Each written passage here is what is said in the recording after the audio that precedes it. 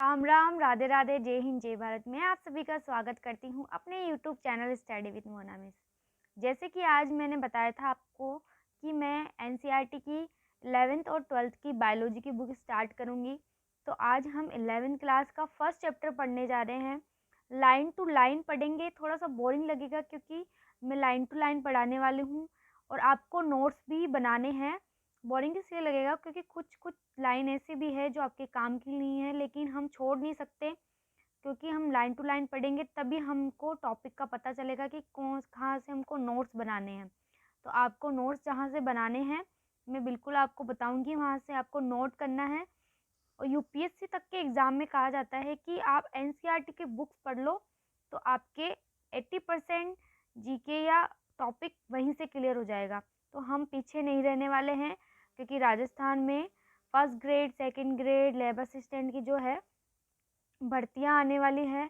तो हम लोग आज से 11th क्लास का जो फर्स्ट चैप्टर है वो स्टार्ट करे हैं। इसकी इकाई फर्स्ट है जीव जगत में विविधता। अब इकाई फर्स्ट में जो है 4 चैप्टर पढ़ेंगे हम। अध्याय फर्स्ट, लेसन फर्स्ट जो है, लेसन फर्स्ट में पढ़ेंगे जीव जगत। लेसन 2 जो अध्याय 2 है जीव जगत का वर्गीकरण, और दूसरे में वनस्पति जगत, सॉरी थर्ड में वनस्पति जगत और फोर्थ में प्राणी जगत। एनिमल किंगडम ये पढ़ेंगे, प्लांट किंगडम, एनिमल किंगडम, ये सब लोग हम इसमें पढ़ने वाले। तो आज मैं स्टार्ट करने जा रही हूँ, फर्स्ट चैप्टर है जीव जगत में विविधता, जीव जगत। तो हम पढ़ते हैं। जीव विज्ञान सभी प्रकार के जीवन रचना जैव प्रक्रमों का विज्ञान है। जीव विज्ञान क्या है? जीवन रचना और जैव प्रक्रमों का विज्ञान है। जीव जगत कौतूहल जैव विविधताओं से परिपूर्ण है। आदि मानव आसानी पूर्वक निर्जीव पदार्थ एवं सजीवों के बीच अंतर कर सकता था। जो आदि मानव था वो आसानी से निर्जीव पदार्थ और सजीवों के बीच क्या कर सकता था? अंतर कर सकता था। ऐसा नहीं है कि अभी ही सीखा है, वो पहले से जानता था कि ये मृत है, ये निर्जीव है या सजीव है, कौन खाता है, कौन पीता है। ऐसा नहीं कि उसको बिल्कुल भी ज्ञान नहीं था, ज्ञान था उसको। आदि मानव में कुछ एक निर्जीव पदार्थ जैसे वायु, समुद्र, आग आदि तथा कुछ सजीव प्राणियों एवं पौधों में भेद किया था। किस किस में किया था इन्होंने? वायु में किया था, समुद्र आग में किया था, और कुछ सजीव प्राणियों में और पौधों में इन्होंने क्या किया था? भेद किया था। इन सभी प्रकार के जीवित एवं जीवहीन स्वरूप में उन्होंने सर्व सामान्य विशिष्टताएं पाई। वे उनके द्वारा भय या दूर भागने के भाव पर आधारित थी। सजीव का वर्णन जिसमें मानव भी शामिल था। सजीव के वर्णन में कौन शामिल था? मानव भी शामिल था।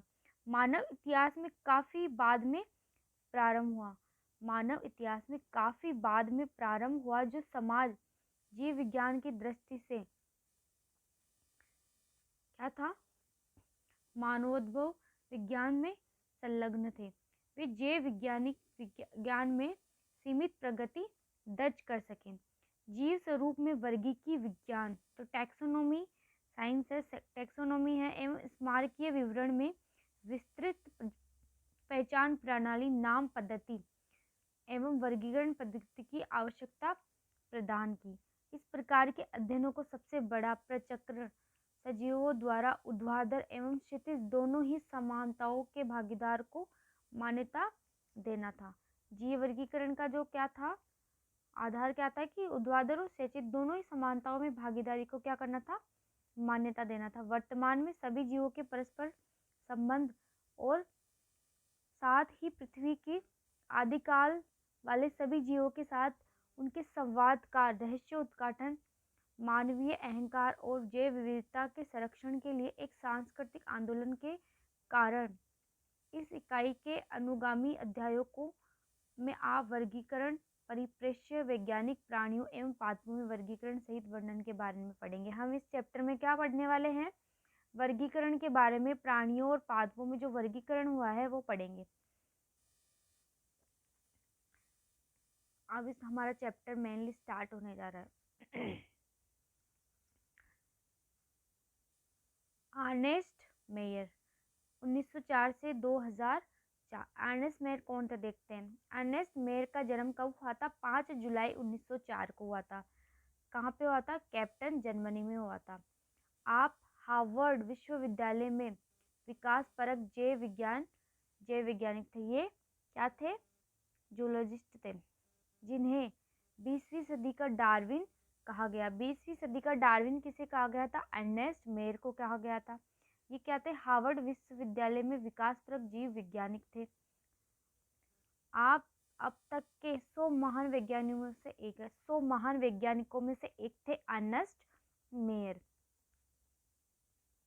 सन 1953 में हार्वर्ड विश्वविद्यालय की कला, विज्ञान एवं संकाय में नौकरी प्राप्त की और 1975 में Alexander अगासिज professor of zoology Emirates का पदवी के साथ अवकाश प्राप्त किया। अपने 80 साल के कार्य जीवन में आपका पक्षी विज्ञान, वर्गीकरण विज्ञान, प्राणी भूगोल, विकास, वर्गीकी एवं जीव विज्ञान के इतिहास एवं दर्शन आदि पर अनुसंधान केंद्रित रहा।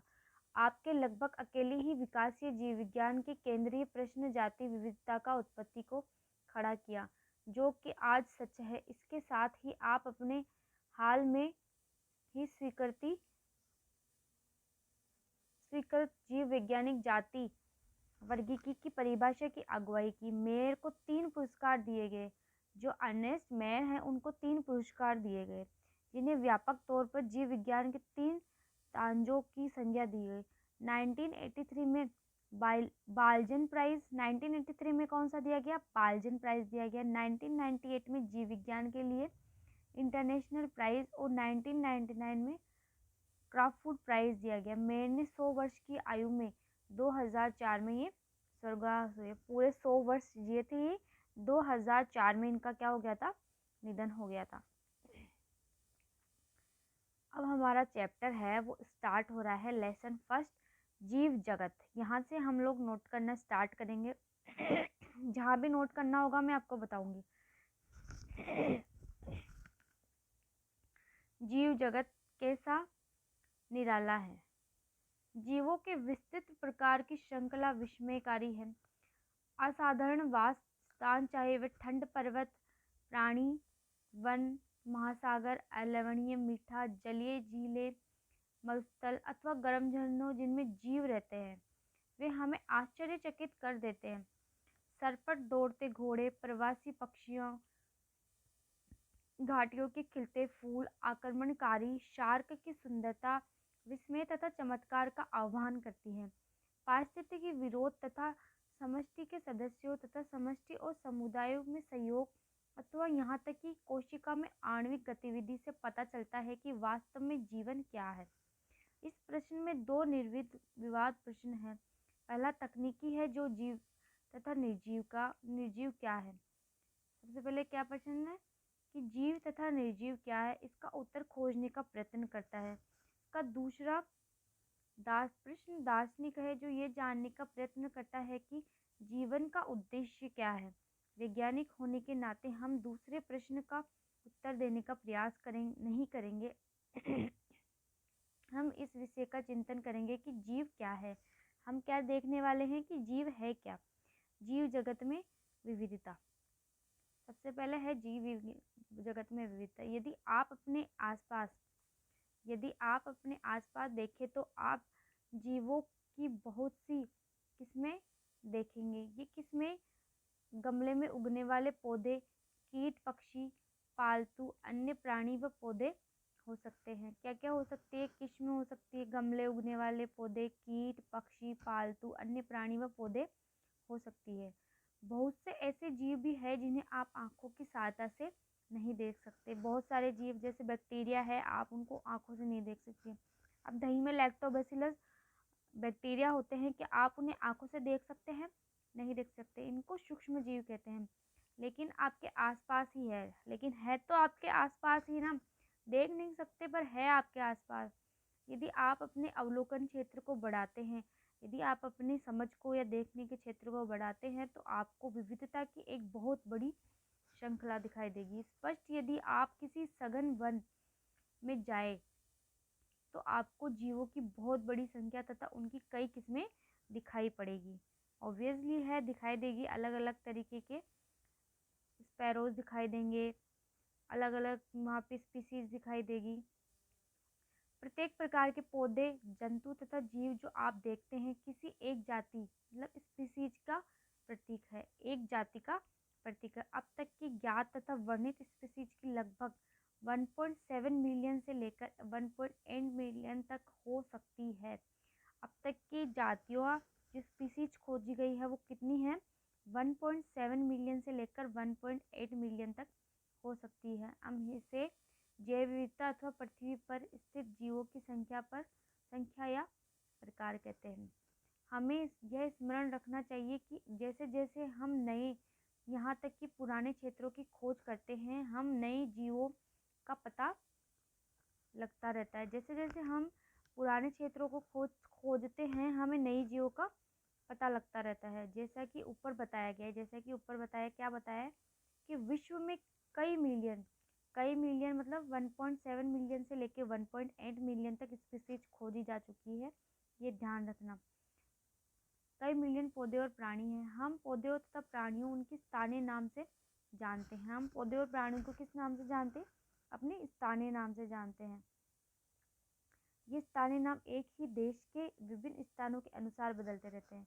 जैसे कि हमारे यहाँ कुछ और बोलते होंगे, कहीं और कुछ और बोलते हैं, तो ये नाम बदलते रहते हैं, अनुसार बदलते। यदि हमें कोई ऐसी विधि नहीं निकाली जिसके द्वारा हम किसी जीव के विषय में चर्चा कर सके जो शायद उनमें भ्रमकारी स्थिति पैदा हो सकती है। प्रत्येक जीव का एक मानक नाम होता है जिससे हम उसी नाम से सारे विश्व में जाना जाता है। प्रत्येक जीव का एक मानक नाम होना चाहिए या होता है और विश्व में उसी नाम से जाना जाता है। और अगर हम स्थानीय नाम से जानेंगे तो अगर हम उस चीज़ को जिस नाम से यहाँ जानते हैं कहीं दूसरी जगह जाएंगे तो वो उस नाम से नहीं जानेंगे, इसलिए उसका एक पर्टिकुलर नाम देना जरूरी था। इसी प्रक्रिया को क्या कहते हैं? नाम पद्धति। इस पॉइंट को नोट कर लीजिए कि प्रत्येक जीव का एक मानक नाम होता है जिसमें वह उसी नाम से सारे विश्व में जाना जाता है, उसको क्या कहते हैं? उसी को नाम पद्धति कहते हैं। स्पष्टतः नाम पद्धति तभी संभव है जब जीवों का वर्णन सही हो। हम यह जानते हैं कि यह नाम किसी जीव का इसे पहचानना कहते हैं। अध्ययन को सरल करने के लिए अनेक वैज्ञानिकों ने प्रत्येक ज्ञात जीव के वैज्ञानिक नाम देने की प्रक्रिया बनाई। इस प्रक्रिया में विश्व के सभी जीव वैज्ञानिकों ने स्वीकार किया। पौधों के लिए वैज्ञानिक नाम का आधार सर्वमान्य नियम तथा कसौटी है जिनको international code of botanical nomenclature ICBN ने दिया। ये पॉइंट नाम नोट कर लीजिए कि सभी जीवों का जो वैज्ञानिक नाम है वो सर्वमान्य होता है और किसने दिया है? ये international code of botanical nomenclature द्वारा दिया गया। आप पूछ सकते हैं कि प्राणियों का नामकरण कैसे किया जाता है? प्राणी वर्गीविदों ने international code of zoological nomenclature, ये नाम ध्यान रखना है, इसकी फुल फॉर्म भी पूछ लेते हैं। International code of botanical nomenclature और international code of zoological nomenclature वैज्ञानिक नाम की है। बॉटनिकल नोमेनक्लेचर तो प्लांट्स आते हैं उसके अंदर, जूलॉजिकल मतलब एनिमल्स। वैज्ञानिक नाम की ये गारंटी की है कि प्रत्येक जीव का एक ही नाम है। किसी भी जीव के वर्णन में विश्व में किसी भी भाग में लोग एक ही नाम बता सकते हैं। वे यह भी सुनिश्चित करते हैं कि एक ही नाम दूसरे ज्ञात जीव का न हो। मतलब कोई नाम ज्ञात करा है, ऐसे नहीं है कि तुम दो जीव का नाम, 2 एनिमल्स का नाम एक ही रख रहे हो, ऐसा भी नहीं होना चाहिए। जीव वैज्ञानिक ज्ञात जीवों में वैज्ञानिक नाम देने के लिए सर्वमान्य नियमों का पालन करते हैं। प्रत्येक नाम के 2 घटक होते हैं। कौन से होते हैं? वंश नाम और जाति संकेत। प्रत्येक नाम में वंश का नाम होता है और जाति का नाम होता है, जैसे हमारे नाम में भी होता है नॉर्मली। इस प्रणाली को जिसमें 2 नाम के 2 घटक होते हैं उसे द्विनाम पद्धति कहते हैं। ये पॉइंट नोट कर लीजिए कि प्रत्येक नाम के 2 घटक होते हैं। कौन से होते हैं? वंश नाम और जाति संकेत। और इस प्रणाली को जिसमें 2 नाम के 2 घटक होते हैं उसको क्या कहते हैं? 2 घटक होते हैं उसको क्या कहते हैं? द्विनाम पद्धति। दो घटक कौन से हो गए? वंश का नाम, दूसरा जाति का नाम। इस नामकरण प्रणाली में कैरोलस लीनियस ने सुझाव दिया था। द्विनाम पद्धति किसने दी थी? कैरोलस लीनियस ने। इम्पोर्टेंट है, वेरी वेरी इम्पोर्टेंट। इसका उपयोग सारे विश्व में जीव विज्ञानी करते हैं। दो शब्द वाली नामकरण प्रणाली बहुत सुविधाजनक है। आओ आपको आम के उदाहरण द्वारा वैज्ञानिक नाम देने की विधि को समझाएं। अब क्या है? आम का वैज्ञानिक नाम क्या है? Mangifera indica. तब आप ये देखते हैं कि ये नाम कैसे द्विपद है। इस नाम में मेंजीफेरा किसका नाम है? वंश का नाम है। और इंडिका किसका नाम है? इंडिका स्पीसीज, जाति का नाम है। नाम पद्धति में अन्य सार्वजनिक नियम। नाम पद्धति जो द्विनाम पद्धति होती है उसमें कुछ नियम होते हैं। अब तक हमने क्या देखा कि जो वंश और जाति का, द्विनाम पद्धति में दो घटक होते हैं, वंश और जाति का नाम, उसको क्या बोलते हैं? द्विनाम पद्धति। द्विनाम पद्धति को किसने दिया? कैरोलस लीनियस ने दिया। हमने फिर देखा आम का एग्जाम्पल देखा जिसका वैज्ञानिक नाम था मेंजीफेरा इंडिका। मेंजीफेरा जिसमें वंश का नाम है और इंडिका जाति का नाम है। अब इसमें कुछ रूल्स होते हैं तो वो देखते हैं। जैविक नाम प्राय लैटिन भाषा में होते हैं। जैविक नाम जो वैज्ञानिक नाम लिखे जाते हैं वो लैटिन भाषा में लिखे जाते हैं और तिरछे अक्षर में लिखे जाते हैं। इनका उद्भव चाहे कहीं से भी हुआ हो, उन्हें लैटिनीकरण अथवा इन्हें लैटिन भाषा में उत्पन्न समझा। अगर हम तिरछा भी नहीं लिखते तो इसके नीचे अंडरलाइन जरूर करते हैं। जैविक नाम में पहला शब्द वंश नाम होता है जबकि दूसरा जाति संकेत पर। हमने देखा ही था अभी मेंजीफेरा इंडिका में, एक वंश का और एक जाति का।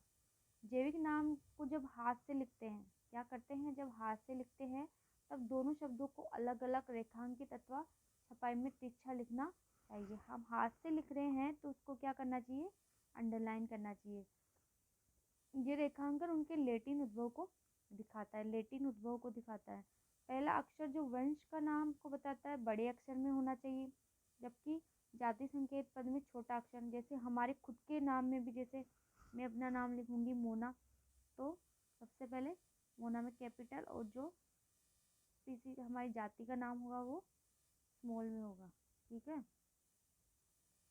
पहला अक्षर जो वंश का नाम को बताते हैं बड़े अक्षर में होता है और जाति संकेत पद छोटे अक्षर में होना चाहिए। मेंजीफेरा इंडिका के उदाहरण में इसकी व्याख्या कर सकते हैं। जाति संकेत पद के बाद जैविक नाम के अंत में लेखक का नाम लिखते हैं। जैविक नाम के बाद में किसका लिखते हैं? लेखक का नाम। इसे संक्षेप में लिखा जाता है। उदाहरण मेंजीफेरा इंडिका, इसको वैज्ञानिक किसने नाम दिया था? इसका लीन। इसका अर्थ है सबसे पहले स्पीसीज का वर्णन लीनियस ने किया था। यद्यपि सभी जीवों का अध्ययन करना लगभग असंभव है, इसलिए ऐसी युक्ति बनाने की आवश्यकता पड़ी। सभी जीवों का अध्ययन करना संभव नहीं था, इसलिए ऐसी युक्ति बनाई। इसी प्रक्रिया को क्या कहा गया? वर्गीकरण कहा गया। वर्गीकरण वह प्रक्रिया है जिसमें कुछ सरलता से दृश्य गुणों के आधार पर सुविधाजनक वर्ग में वर्गीकृत किया जा सकता है। उदाहरण के लिए हम पौधे तथा प्राणियों और कुत्ता, बिल्ली तथा कीट को सरलता से पहचान लेते हैं। जैसे ही हम इन शब्दों का उपयोग करते हैं उसी समय हमारे मस्तिष्क में इन जीवों के ऐसे गुण आ जाते हैं जिसमें इनका उस वर्ग में संबंध होता है। जब आप कुत्ते के विषय में सोचते हो तो आपके मस्तिष्क में क्या प्रतिबिंब बनता है? जब आप कुत्ते के बारे में सोचते हो तो क्या प्रतिबिंब बनता है? कि स्पष्ट आपको कुत्ता दिखाई देंगे, कुत्ते को ही देखेंगे, न कि बिल्ली को। ऐसा थोड़ी है कि आप कुत्ते को देख रहे हो तो कुत्ता के बारे में सोच रहे हो तो बिल्ली दिमाग में आ रही है। ऐसा नहीं होता है। कुत्ते के बारे में सोचते तो कुत्ता ही आता है, क्योंकि हम उसको पहचानते हैं। अब यदि एलेशियन के विषय में सोचे तो हमें पता लगता है कि हम किसके विषय में चर्चा कर रहे हैं। इस प्रकार मान लो हमें स्तनधारी कहना है तो आप ऐसे जंतु के विषय में सोचेंगे जिसके बाह्य कान, शरीर पर बाल होते हैं। इस प्रकार पौधों में यदि हम गेहूं के विषय में सोचेंगे या चर्चा करेंगे तो हमारे मस्तिष्क में गेहूं का पौधा आ जाता है। इसलिए ये सभी कुत्ता, बिल्ली, स्तनधारी, गेहूं, चावल, पौधे, जंतु आदि सुविधाजनक वर्ग है जिसका उपयोग हम पढ़ने में करते हैं। इन वर्गों की वैज्ञानिक शब्दावली को क्या कहते हैं? टैक्सा कहते हैं। इन वर्गों की वैज्ञानिक शब्दावली क्या कहलाती है? टैक्सा। इंपॉर्टेंट पॉइंट है, यहाँ आपको स्वीकार करना चाहिए कि टैक्सा विभिन्न स्तर पर सही वर्गों को बताता है। पौधा भी एक टैक्सा है, गेहूं भी एक टैक्सा है, इसी प्रकार जंतु, स्तनधारी, कुत्ता, ये सभी टैक्सा है। लेकिन क्या आप जानते हैं कि कुत्ता एक स्तनधारी और स्तनधारी प्राणी है? इसलिए प्राणी स्तनधारी और कुत्ता विभिन्न स्तरों पर टैक्सा को बताता है। इसलिए गुणों के आधार पर सभी जीवों को विभिन्न टैक्सा में वर्गीकृत कर सकते हैं। कुछ गुण जैसे प्रकाश, रचना, कोशिका की रचना, विकासीय प्रक्रम, जीव विज्ञान, पारिस्थितिकी सूचनाएं, और ये आधुनिक वर्गीकरण अध्ययन के आधार है। इसलिए विशेषकरण, पहचान, अभिज्ञान, वर्गीकरण, नाम पद्धति आदि ऐसे प्रक्रम प्रणाली है जो वर्गीकी के आधार है। वर्गीकी कोई नई नहीं है। मानव सदैव विभिन्न प्रकार के जीवों के विषय में अधिकाधिक जानने का प्रयत्न करता है, विशेष रूप से उनके विषय में जो उनके लिए अधिक उपयोगी थे। आदिमानव को अपनी मूलभूत आवश्यकताओं जैसे भोजन, कपड़ा, आश्रय के लिए नए नए स्रोत खोजने पड़ते थे। इसलिए विभिन्न जीवों के वर्गीकरण का आधार उपयोग पर आधारित है। काफी समय से मानव विभिन्न प्रकार के जीवों को विषय में जानने की, उनकी विविधता सहित उनके संबंध में रुचि लेता है। अध्ययन की इस शाखा को वर्गीकरण पद्धति, सिस्टेमेटिक्स कहते हैं। इसको कहते हैं कि जीवों के विषय के बारे में जानना, उनकी विविधता के बारे में जानना, तो इसको क्या कहते हैं? वर्गीकरण पद्धति, सिस्टेमेटिक्स कहते हैं। सिस्टेमेटिक्स शब्द किस भाषा का है? लैटिन भाषा का है। किससे लिया गया है? सिस्टेमा से लिया गया है, जिसका अर्थ है जीवों की नियमित व्यवस्था। इम्पोर्टेंट पॉइंट है, सिस्टमैटिक शब्द किस भाषा के लैटिन शब्द से लिया गया है? सिस्टेमा से लिया गया है। अर्थ क्या है? जीवों की नियमित व्यवस्था। लीनियस ने अपने पब्लिकेशन का टाइटल सिस्टेमा नेचर चुना। जो कैरोलस लीनियस थे, दिवनाम पद्धति दी थी उन्होंने पब्लिकेशन किया था अपना, उसका नाम क्या रखा था? टाइटल क्या था? सिस्टेमा नेचर।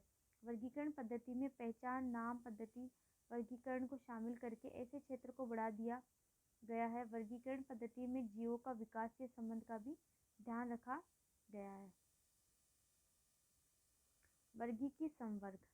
अब देखते हैं वर्गीकी संवर्ग क्या है। वर्गीकरण एकल सोपान प्रक्रम नहीं है। वर्गीकरण क्या है? एकल सोपान, बल्कि इसमें पदानुक्रम सोपान होते हैं, जिसमें प्रत्येक सोपान पद वर्ग को प्रदर्शित करता है। क्योंकि संवर्ग समस्त वर्गीकी व्यवस्था के लिए इसे वर्गीकी संवर्ग कहते हैं। समस्त वर्गीकी व्यवस्था होती है इसमें, इसलिए इसको क्या कहते हैं? वर्गीकी संवर्ग कहते हैं। तभी सारे संवर्ग मिलकर वर्गीकी पदानुक्रम बनाते हैं। प्रत्येक संवर्ग वर्गीकरण की एक इकाई को प्रदर्शित करता है। वास्तव में यह एक पद को दिखाता है। इसे प्राय वर्गक या टैक्सोन कहते हैं। जो प्रत्येक संवर्ग है वर्गीकरण की एक इकाई को प्रदर्शित करता है। वर्गीकरण की जो इकाई होती है उसको क्या बोलते हैं? वर्गक या टैक्सोन बोलते हैं। तो ये इम्पोर्टेंट पॉइंट था, नोट कर लीजिए इसको आप। वर्गीकी संवर्ग तथा पदानुक्रम का वर्णन एक उदाहरण द्वारा कर सकते हैं। कीट जीवों के एक वर्ग को दिखाता है जिसमें कि एक समान गुण जैसे कि 3 जोड़ी संधिपाद टांगे होती है। इसका अर्थ है कि कीट स्वीकारणीय सुस्पष्ट जीव है जिसका वर्गीकरण किया जा सकता है, इसलिए इसे एक पद अथवा संवर्ग का दर्जा दिया गया है। कि आप ऐसे किसी जीवों के अन्य वर्ग का नाम बता सकते हैं? स्मरण रहे कि वर्ग या संवर्ग को दिखाता हो। प्रत्येक पद वर्गक वास्तव में वर्गीकरण की एक इकाई को बताता है। ये वर्गीकी संवर्ग सुस्पष्ट जैविक या न केवल आकारीय के समूह है। सभी ज्ञात जीवों में वर्गीकीय अध्ययन के सामान्य संवर्ग को जगत, यहाँ से याद रखना है कि इसके जो पदानुक्रम होते हैं इसको क्रम से याद रखना होता है। जगत इंग्लिश में बोलते हैं किंगडम। संघ, सबसे पहले जगत फिर संघ, इसको बोलते हैं इंग्लिश में फाइलम अथवा भाग पौधे के लिए। वर्ग क्लास, फिर आता है गुण ऑर्डर, फिर आता है कुल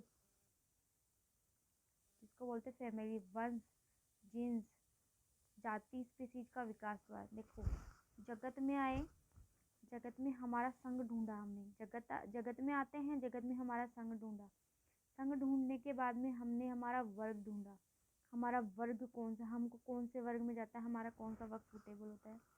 फिर हम हमारा गण देखेंगे, हमारा ऑर्डर देखेंगे, हमारा ऑर्डर कैसा है, किस ऑर्डर में हम लोग आते हैं।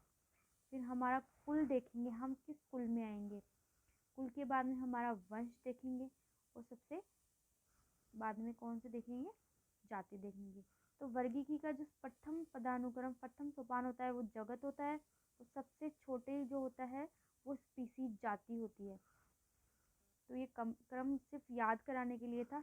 जगत, संघ, संघ के बाद में क्या था, वर्ग, वर्ग के बाद में देखेंगे हम अपना गण, गण के बाद में कुल, कुल के बाद में वंश, वंश के बाद में जाति। ये नोट कर लीजिए, एग्जाम्स में पूछते हैं इसको। पौधा तथा प्राणियों के दोनों स्पीसीज सबसे निचला संवर्ग में आती है। आप यह प्रश्न पूछ सकते हैं कि किस जीव में संवर्ग में कैसे देखें। इसके लिए मूलतः आवश्यक व्यष्टि अथवा वर्ग, उसके गुणों का ज्ञान होना है। यह समान प्रकार से जीवों तथा अन्य प्रकार के जीवों में समानता विभिन्नता को पहचानने में सहायता करता है। नेक्स्ट है स्पीसीज, जाति। वर्गीकी अध्ययन में जीवों के वर्ग इसमें मौलिक समानता होती है, उसे स्पीसीज कहते हैं। जीवों के वर्ग में मौलिक समानता होती है, उसको क्या बोलते हैं, स्पीसीज, जाति बोलते हैं। नोट कर लीजिए, इम्पोर्टेंट पॉइंट है। हम किसी भी स्पीसीज को उसमें समीपस्थ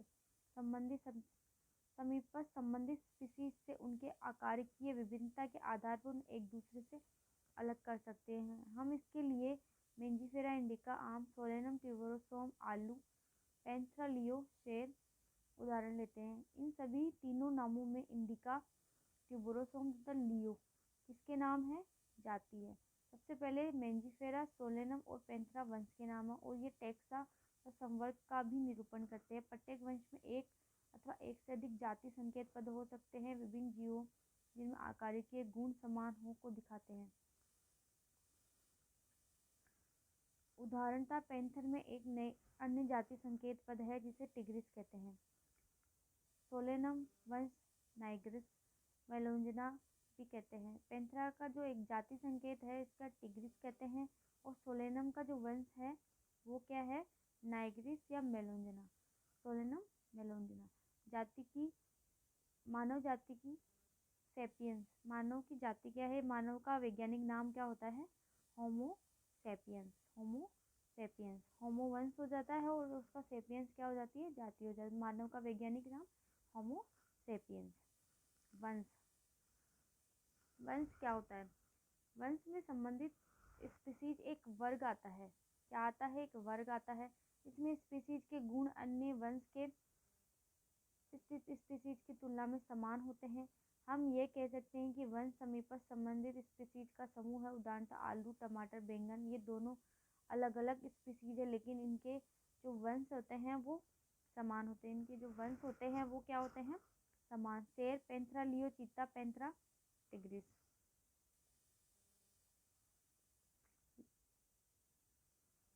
पैंथेरा टिग्रिस में बहुत से गुण हैं, ये सभी पैंथर वंश में आते हैं। किस में आते हैं, पैंथर वंश। वंश समान है लेकिन जाति क्या होती है, अलग अलग कुछ। यह वंश दूसरे वंश फेलिक्स, जिससे बिल्ली आती है, से भिन्न है। कुल, अगला संवर्ग है कुल, जिससे संबंधित वंश आते हैं। वंश स्पीसीज की तुलना में, वंश जो है स्पीसीज की तुलना में कम समान प्रदर्शित करते हैं। कुल के वर्गीकरण का आधार पौधों के कार्य की तथा जनन गुण का है। कुल का वर्गीकरण क्या है, पौधों के कार्य की और जनन गुण। उदाहरणतः पौधों में 3 विभिन्न वंश है। सोलेनम, पिटूनिया, दथुरा को सोलेनेसी कुल में रखते हैं। किस में रखते हैं, सोलेनेसी। सोलेनम, पिटूनिया, दथुरा को सोलेनेसी कुल में रखते हैं। जबकि प्राणी वंश पैंथेरा, शेर, बाघ, चीता आते हैं को फेलिस, बिल्ली के साथ फेलिडी कुल में रखा जाता है। इनका कुल कौन सा है, फेलिडी कुल। इसी प्रकार यदि आप बिल्ली तथा कुत्ते के लक्षण को देखो तो आपको दोनों में कुछ समानताएं तथा कुछ विभिन्नताएं दिखाई पड़ेगी। उन्हें क्रमशः 2 विभिन्न कुलों कैनिडी और फेलिडी में रखा गया है। किसमें रखा गया है, कैनिडी और फेलिडी में।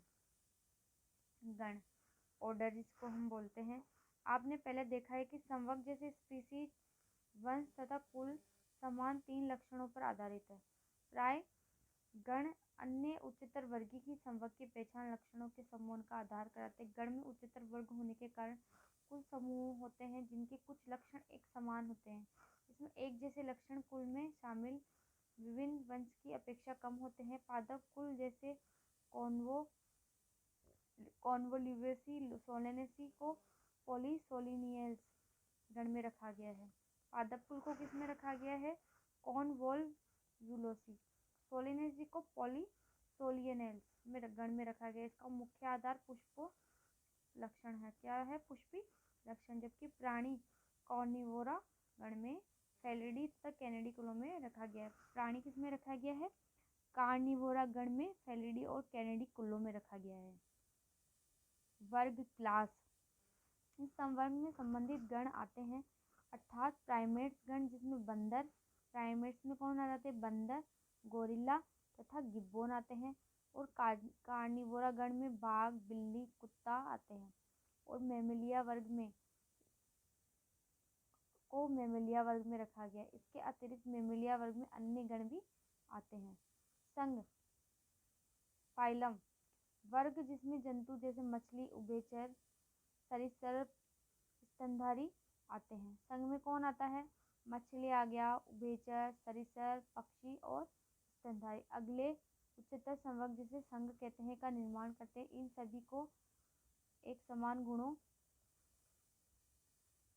गुणों जैसे पृष्ठरज्जु नोटोकॉर्ड तथा पृष्ठीय खोखला तंत्र के होने का आधार पर कोर्डेटा संघ में रखा गया है।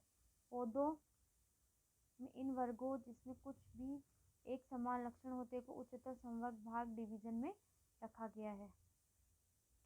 किंगडम जगत जंतु की वर्गीय तंत्र में सभी संघों के सभी प्राणियों का उच्चतम संवर्ग जगत में रखा गया है। जबकि पादप जगत में विभिन्न भाग डिवीजन के सभी पौधे को रखा गया है। विभिन्न संघों के सभी प्राणियों को एक अलग अलग जगत एनिमिलिया में रखा गया है जिससे कि उन्हें पौधों के अलग किया जा सके। पौधों को प्लांटी जगत में रखा गया। पौधों को किसमें रखा गया है?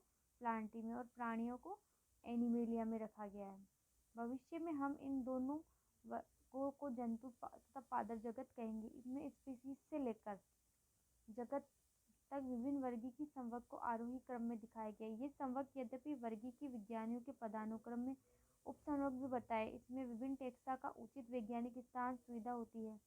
चित्र जो 1.1 में पदानुक्रम देखने को बोला है। पदानुक्रम देखो, ये चित्र है। देखो जगत जिसको किंगडम जगत के बाद में हम किस में आएंगे? संघ फाइलम या भाग या डिवीजन भी बोलते हैं। संघ के बाद में हम आएंगे वर्ग क्लास। हमारा क्लास देखेंगे। हमारा क्लास में हम क्या देखेंगे? हमारा ऑर्डर देखेंगे। ऑर्डर के बाद में हम कौन सी फैमिली से आते हैं वो देखेंगे। के बाद में हम देखेंगे वंश, किस वंश फैमिली के किस वंश में आते हैं और कौन सी जाति से आते हैं। तो इसका आरोही पदानुक्रम है। ये ध्यान रखना, ये पूछते हैं आरोही क्रम में। एक बारी और देखते हैं।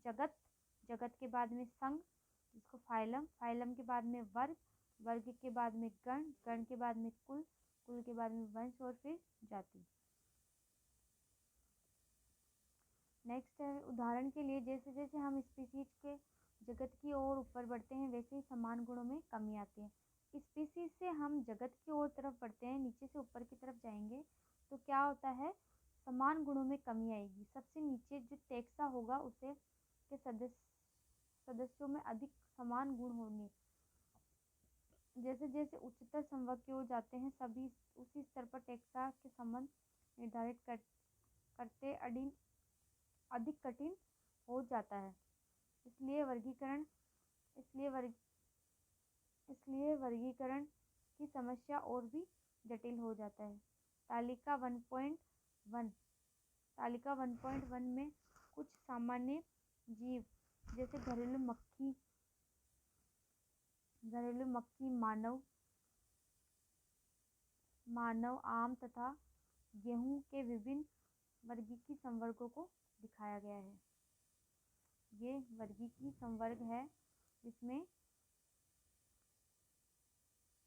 कुछ वैज्ञानिक नाम, जैसे मानव का क्या होता है, होमो सेपियंस, इसका होमो वंश है, होमिनिडिटी कुल है, और गण प्राइमेट्स। वंश क्या है, होमो, कुल क्या है, होमिनिडिटी, और गण क्या है, प्राइमेट, वर्ग क्या है, मैमेलिया, और संघ क्या है, कोर्डेटा। संघ क्या है, कोर्डेटा। के बाद है घरेलू मक्खी। घरेलू मक्खी का जो वैज्ञानिक नाम है वो है मस्का डोमेस्टिका। वंश का नाम है मस्का, कुल का नाम है म्यूसिडी, गण का नाम है डिप्टेरा, वर्ग कौन सा है इसका, इंसेक्ट, संज्ञा भाग कौन सा है, ऑर्थोपोडा। आम का वैज्ञानिक नाम क्या है, मेंजीफेरा इंडिका। मेंजीफेरा इसका जो है वंश, और एनार्क डीएसी इसका कुल का नाम है। स्पेंडेल्स इसका गण है, डाइकोटिलिडनी, डाइकोटिलिडनी इसका क्या है, वर्ग है। एंजियोस्पर्मी इसका संज्ञा भाग है, गेहूं।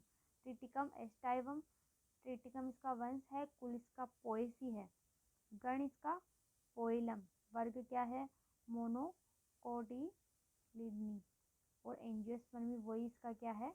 नेक्स्ट है इसका जो सारांश आ गया, जो हमने पढ़ा है वो हमने क्या क्या देखा है एक बार देख लेते हैं। जीव जगत में प्रचुर मात्रा में विविधताएं दिखती ही पड़ती है।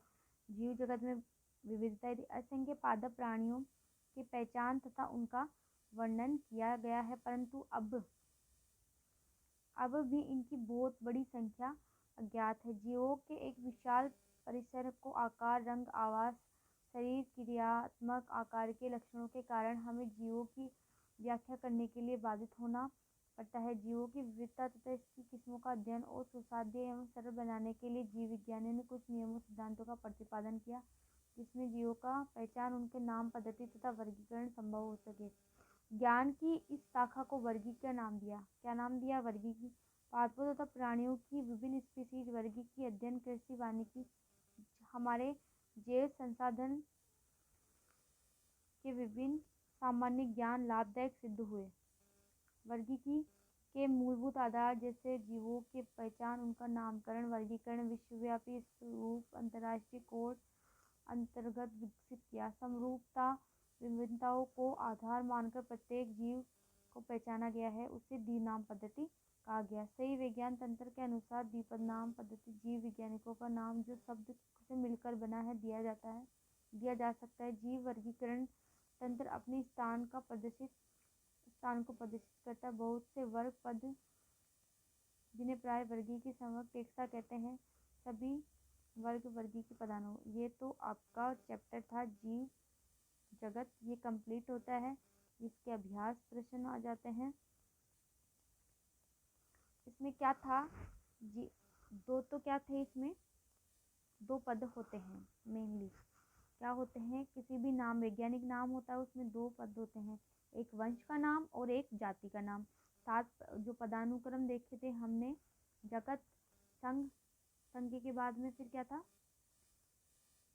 संघ, संघ के बाद में जगत, संघ, वर्ग, गण, कुल, वंश और जाति। ये याद रखना इम्पोर्टेंट है, एक बारी और सुन लो। जगत, संघ, वर्ग, गण, कुल, वंश और जाति, कितने हैं, ये 7 है पदानुक्रम। क्रम से पूछते हैं इनको। द्विनाम पद्धति के बारे में किसने बताया था, कैरोलस लीनियस ने बताया था। ये जो हमने सारणी देखी है ये याद करनी है, फर्स्ट ग्रेड में तो बिल्कुल पूछ सकते हैं, इसमें से आराम से क्वेश्चन बनते हैं। तो ये था आपका फर्स्ट चैप्टर। आई होप आपको अच्छे से समझ में आ गया। थोड़ा बोरिंग भी लगेगा क्योंकि इतना कुछ था नहीं इसमें नोट करने के लिए, तो आपको अच्छे से समझ में आया होगा। और चैनल को लाइक, शेयर और सब्सक्राइब कर लीजिए ताकि टाइम से आपको नोटिफिकेशन मिल जाए। आप सब्सक्राइब करते हो तो मोटिवेशन मिलता है मुझे भी, इसलिए चैनल को सब्सक्राइब कर लीजिए। जय हिंद, जय भारत।